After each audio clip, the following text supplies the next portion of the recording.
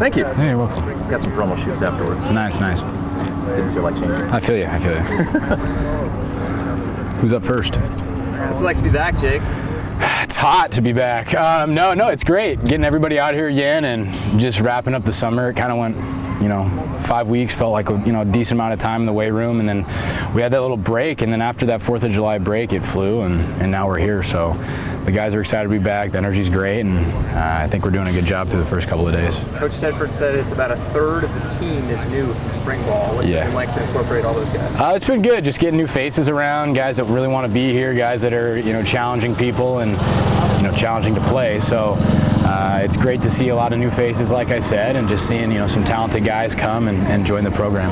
You've been asked this a lot, but how would you assess the change of coaching and the vibe maybe heading into the season?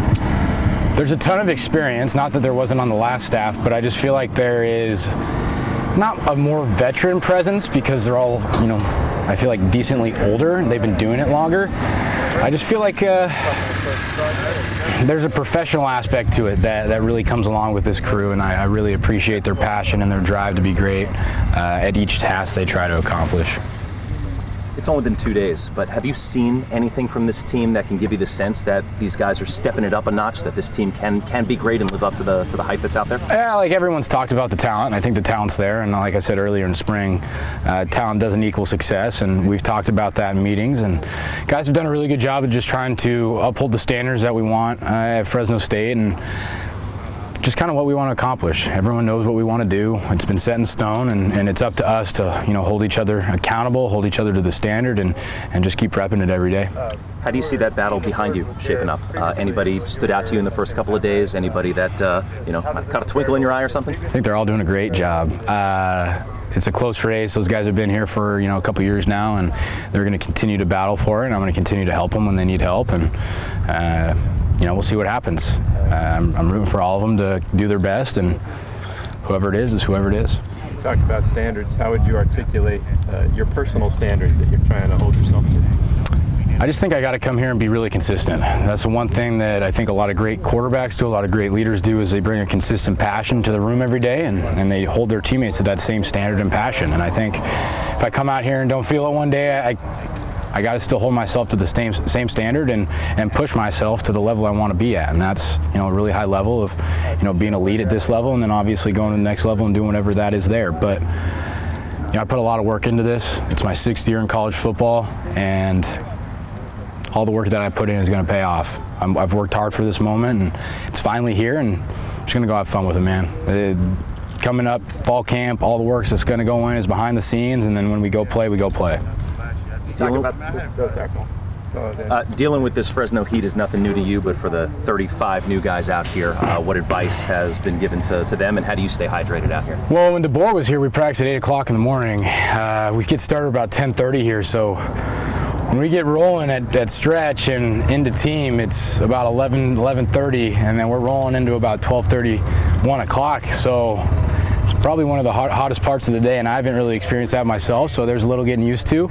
I lost about 4 or 5 pounds after practice, just from the beginning to the end, and it gets you a little bit, I'm not gonna lie. People coming in here, there's a reason why they're not ready to play here, because this heat's different, and if you haven't experienced it, you haven't lived in it, and you haven't battled through it, it plays games with you. You guys started looking at Cal Poly yet, or you're still going to wait for a couple? I've watched tape on our first 4 or 5 opponents just to get a head start, an idea of what they're going to try to do to me, and it's the rest of our offense. So just getting an idea schematically of what SC does, what Oregon State does. Cal Poly has a new D coordinator, so we're trying to go back and look at some of the stuff that he's doing, we're going to do, and then Boise's Boise, UConn's UConn, and they got a whole new staff over there as well. So just trying to play ahead and just get ahead where I can. On the professionalism of the staff, are there any specific coaches that you've tried to pick the brain of outside of practice? Yeah, I've been sitting with Coach Coyle a lot, just really trying to just learn from the guy. He's in his 60s, and he's been coaching college football and professional football for, I think he's 35, 40 years almost. 46. It's a lot. That's double my age. So just trying to sit in there and let him explain to me what they're trying to do, what they're trying to accomplish, different shifts, different motions, dead Ted sets, how they're playing it, what their keys are. So I've just really been trying to understand more and have a, more of a just an idea and a grasp of what I'm going to get pre-snap, so then I can, you know, limit my looks and just try to help myself process the information. You talked to Paul about hard work. What were some of the goals you set for yourself this summer to elevate your game to another level? You could talk about turnovers. I think there was a couple games last year. Obviously, they were both losses that I turned the ball over too many times. And if you don't turn the ball over, you obviously win a lot more games. And I thought those 2 games I could have done a better job of not turning the ball over. And you know, I set a lot of team goals out, and I think if the team goals get accomplished, the personal will follow. And my job is just to be the best pro I can be every day. That's treatment, diet, film, helping teammates, being a good friend, being a good brother, just things like that. And you know, the older I've gotten, the better I feel like I've developed those traits, and I'm going to continue to do that through fall camp. Do you enter fall camp in the best shape of your life? Yeah, I'm 23 pounds heavier from when I first got here. I was 185 pounds my first year starting in 2020. Now I'm about 205-ish. I got about to 208 was my top, and now I'm consistently over 203. So I feel really good right now. I feel good at this weight. I feel strong, and I feel like I'm going to be able to absorb the hits a lot better from last year to this year.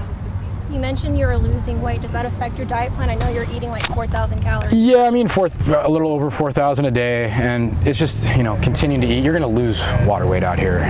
You go from 205 to 201, and then you go drink, you know, your normal amount of water, and you're back to 205 again. So just continuing to stay on top of my hydration, on top of my diet, and just being the best I can be at all that. All right, we'll let Jake go. Cool. Thanks, Jake. Thanks, guys. One more question. Oh, yeah. Yeah, your teammates have talked